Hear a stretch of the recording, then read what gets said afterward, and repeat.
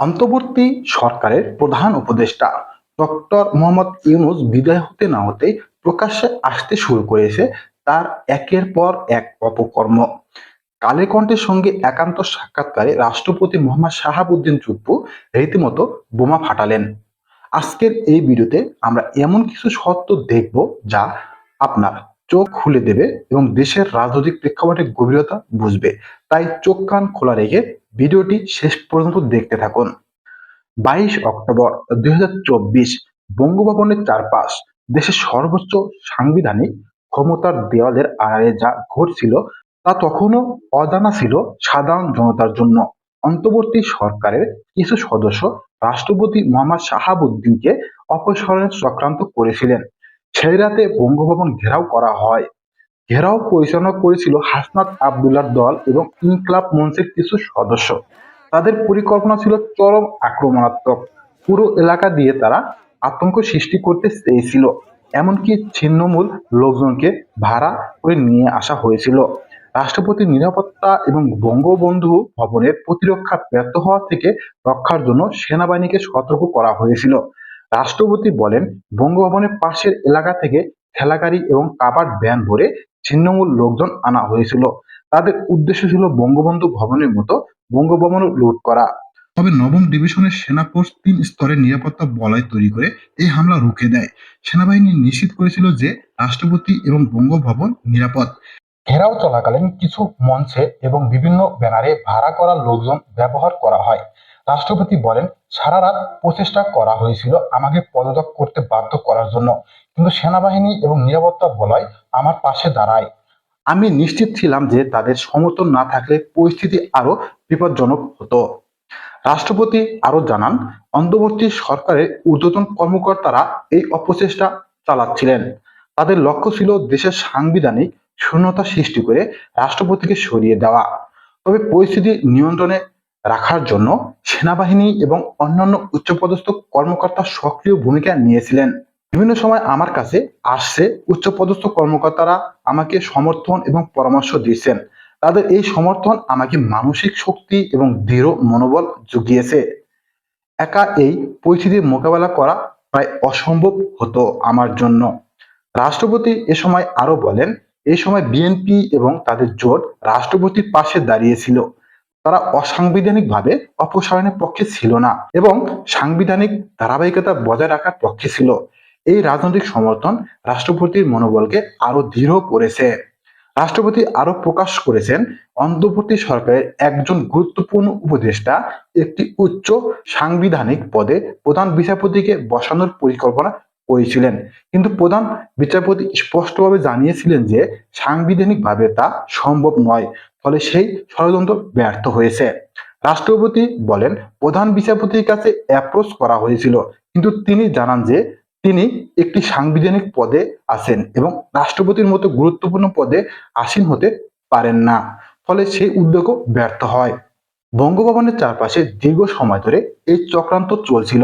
রাষ্ট্রপতি বলেন, আমার পদে আসীন থাকার কারণে অন্তর্বর্তী সরকার কাউকে বসাতে পারেনি। বিএনপি এবং তাদের জোট আমাকে সমর্থন করেছে। তিন বাহিনী প্রধানও রাষ্ট্রপতির পাশে দাঁড়িয়ে চক্রান্ত রোধ করেছেন। রাষ্ট্রপতি আরো স্পষ্ট করেছেন, এই সমস্ত ষড়যন্ত্র দেশের সংবিধান ও রাজনৈতিক স্থিতিশীলতার জন্য বিপজ্জনক।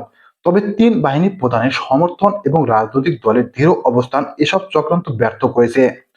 মহামান্য রাষ্ট্রপতি উত্তেজিত হয়ে এক চিঠি ছিঁড়ে ফেলেছিলেন, কারণ রাষ্ট্রপ্রধানের তরফে যে চিঠি আন্তর্জাতিক অঙ্গনে যাচ্ছিল তা তার সাংবিধানিক মর্যাদাকে ক্ষুণ্ণ করছিল। অন্তর্বর্তী সরকারের সময় একাধিকভাবে বঙ্গভবনের রাষ্ট্রীয় প্রোটোকল লঙ্ঘন করা হয়েছে। এটি শুধুমাত্র ব্যক্তিগত অপমান নয়, দেশের প্রতিকূল অবস্থার প্রতিফলন। রাষ্ট্রপতি জানান, পরিকল্পিতভাবে চিঠি দিয়ে তাকে গুরুত্বপূর্ণ আন্তর্জাতিক অনুষ্ঠান থেকে সরিয়ে দেওয়া হয়েছে। উদাহরণস্বরূপ বলা যায়, কাতারের আমির রাষ্ট্রপতিকে একটি গুরুত্বপূর্ণ সামিটে আমন্ত্রণ জানিয়েছিলেন। সেখানে রাষ্ট্রপতির বক্তব্য দেশের জন্য কূটনৈতিক গুরুত্ব বহন করত, কিন্তু পররাষ্ট্র মন্ত্রণালয় রাষ্ট্রপতির সঙ্গে আলোচনা না করেই একটি প্রত্যাখ্যান পত্র তৈরি করে পাঠায়। পত্রে লেখা ছিল, রাষ্ট্রপতি ব্যস্ত, কিন্তু বাস্তবে তাকে জানানো হয়নি। রাষ্ট্রপতি বলেন, চিঠিটি আগেই ড্রাফট করা হয়েছিল এবং শুধুমাত্র স্বাক্ষরের জন্য পাঠানো হয়েছিল। এটি সম্পূর্ণ কূটনৈতিক শিষ্টাচার এবং বহির্ভূত উদ্দেশ্যে প্রণোদিত। রাষ্ট্রপতি চিঠিতে প্রশ্নবোধক চিহ্ন দিয়ে প্রতিক্রিয়া জানান এবং ভবিষ্যতে এমন আচরণ না করার জন্য সংশ্লিষ্ট কর্তৃপক্ষকে সতর্ক করেন, কিন্তু কোনো জবাব পাওয়া যায়নি। রাষ্ট্রপতি আরো জানান, চিঠির মাধ্যমে তাকে আন্তর্জাতিক সম্মেলন এবং গুরুত্বপূর্ণ আলোচনায় অংশগ্রহণের সুযোগ থেকে বঞ্চিত করা হয়েছে। এটি শুধু রাষ্ট্রপতির জন্যই নয়, দেশের কূটনীতিক মর্যাদার জন্য ক্ষতিকর। আমাদের দেশের শীর্ষ পর্যায়ের প্রতিনিধি হিসেবে রাষ্ট্রপতির উপস্থিতি ছিল অপরিহার্য। রাষ্ট্রপতি এক উদাহরণ দেন, কাতারের আমির তাকে একটি সামিটে আমন্ত্রণ জানান যেখানে রাষ্ট্রপ্রধান ছাড়া অন্য কারো বক্তব্য দেওয়া অনুমোদিত ছিল না, কিন্তু চিঠি তৈরি হয় যার উদ্দেশ্য ছিল রাষ্ট্রপতিকে সরিয়ে দেওয়া। রাষ্ট্রপতি বলেন, আমার সাথে কোনো আলোচনা হয়নি, আমাকে জানানোও হয়নি। চিঠি পাঠানোর পর রাষ্ট্রপতি অবাক হয়েছিল। এটি ছিল শিষ্টাচার বহির্ভূত এবং সাংবিধানিকভাবে গ্রহণযোগ্য নয়। তিনি তা স্পষ্টভাবে সংশ্লিষ্ট কর্তৃপক্ষকে জানিয়েছেন, কিন্তু কোনো প্রতিক্রিয়া আসেনি। এমন আচরণ দেশের কূটনীতিক মর্যাদার জন্য বিপজ্জনক। এ ধরনের কৌশল মূলত রাজনৈতিক চাপ সৃষ্টি এবং রাষ্ট্রপতির স্বতন্ত্র সিদ্ধান্তকে বাধাগ্রস্ত করার উদ্দেশ্যে নিয়ে করা হয়েছিল। অন্তর্বর্তী সরকার এই পদক্ষেপ কেবল রাষ্ট্রপতির প্রতি নয়, দেশের সমস্ত সাংবিধানিক কাঠামোর প্রতি হুমকি স্বরূপ। রাষ্ট্রপতি আরো উল্লেখ করেন, এই চিঠির মাধ্যমে তাকে বিভিন্ন আন্তর্জাতিক সম্মেলন থেকে সরানো হয়। উদাহরণস্বরূপ, এক সেমিনারে অংশগ্রহণের সুযোগ থেকে বঞ্চিত করা হয়।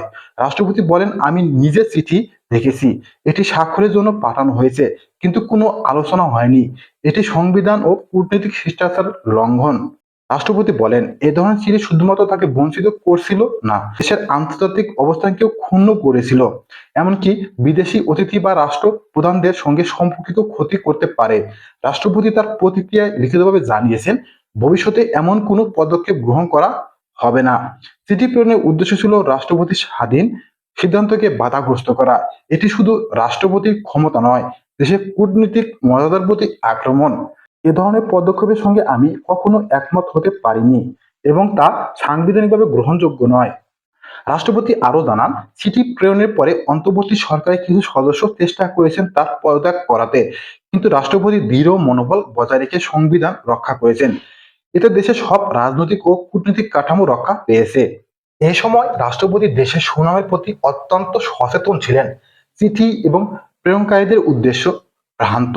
রাষ্ট্রপতি স্পষ্টভাবে জানান, শিষ্টাচার বহির্ভূত এ ধরনের পদক্ষেপ গ্রহণ করা যাবে না। তিনি সব ব্যবস্থা গ্রহণ করেন যাতে ভবিষ্যতে পুনরায় এমন পরিস্থিতি না ঘটে। এটি শুধুমাত্র রাষ্ট্রপতির ব্যক্তিগত লড়াই নয়, দেশের সাংবিধানিক মর্যাদা সংরক্ষণের প্রতীক। রাষ্ট্রপতির স্থির মনোবল এবং সাবধানী পদক্ষেপ দেশের কূটনৈতিক অবস্থানকে দৃঢ় করেছে। অন্তর্বর্তী সরকারের চক্রান্ত এবং বঙ্গভবন ঘেরাও বিপদ মোকাবেলা করার পর রাষ্ট্রপতি মোহাম্মদ শাহাবুদ্দিন সুপ্পু স্থির থাকেন। তার মনোবল এবং দৃঢ় সংকল্পই দেশের সংবিধান রক্ষা করেছে। তিনি জানতেন, দেশের শৃঙ্খলা এবং রাজনৈতিক স্থিতিশীলতার জন্য প্রতিটি পদক্ষেপ গুরুত্বপূর্ণ।